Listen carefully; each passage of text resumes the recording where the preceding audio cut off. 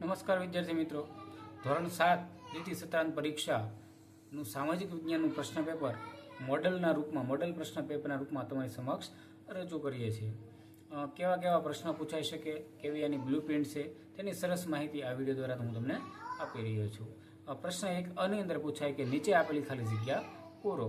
તો એ 5 ગુણની છે. કેટલી ખાલી જગ્યાઓ આપેલી છે, જે અહીં 5 ખાલી જગ્યાઓ છે, એક માર્કની તમારે એનો જવાબ છે દર્શાવવાનો હોય છે. ત્યારબાદ છે નીચે પ્રશ્ન નંબર 1બ કે નીચે આપેલા વિધાનોના બંધ બેસતા જોડકા જોડો. કુલ ગુણ 5.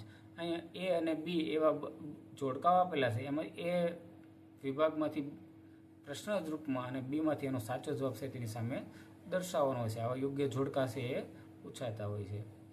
પ્રશ્ન નંબર 2અ એટલે કે નીચે આપેલા વિધાનોના બંધ બેસતા જોડકા જોડો. એની અંદર પણ આ રીતનું જોડકો છે એ રહેલું છે.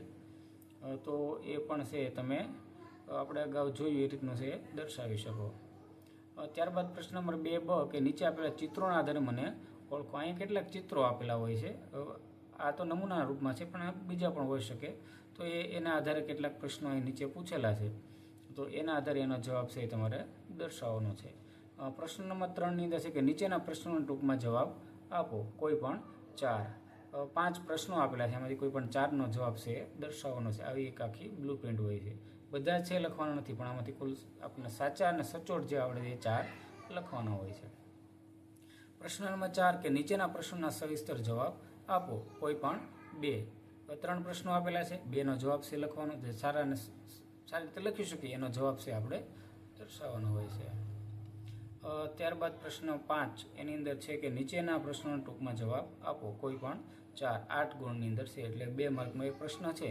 કેવા કેવા પ્રશ્નો હોય છે એ અહીં દર્શાવેલા છે.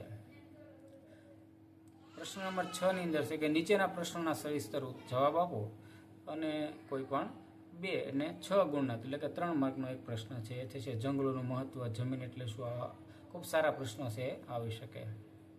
પ્રશ્ન નંબર 7 કે ભારતના નકશામાં નીચે આપેલા સ્થળો દર્શાવો. ભારતનો એક નકશો આપેલો છે. અહીં તમારે નર્મદા નદી, અરબ સાગર, અંદમાન નિકોબાર, કચ્છનું રણ, લદ્દાખ, સિંહ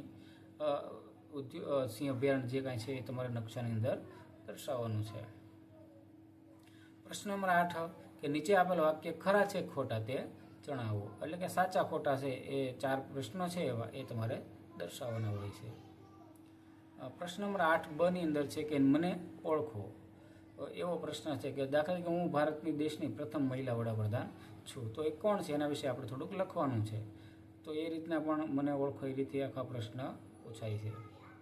પ્રશ્ન નંબર 9ની અંદર કે નીચેના પ્રશ્નોના સવિસ્તર જવાબ આપો. કોઈ પણ 3. 9 ગુણની અંદર છે, એટલે કે 3 માર્કનો એક પ્રશ્ન એવા 3 છે તમારે લખવાના થાય. 4 આપેલા છે, 3 દર્શાવવાના. અને પ્રશ્ન નંબર 10ની અંદર છે કે નીચેના પ્રશ્નોના સવિસ્તર જવાબ આપો. કોઈ પણ 3. એ પણ છે એ 9 માર્કની અંદર છે એ પૂછાય છે, જે તમારે દર્શાવવાના હોય છે. તો આ રીતે વિદ્યાર્થી મિત્રો તમને જો સારું લાગે તો અન્ય વિદ્યાર્થી સુધી અવશ્ય પહોંચાડો. અને તમે નવા છો તો ચેનલને સબસ્ક્રાઈબ કરવાનું ભૂલતા નહીં. નમસ્કાર વિદ્યાર્થી મિત્રો, ધોરણ 7 દ્વિતીય સત્રાંત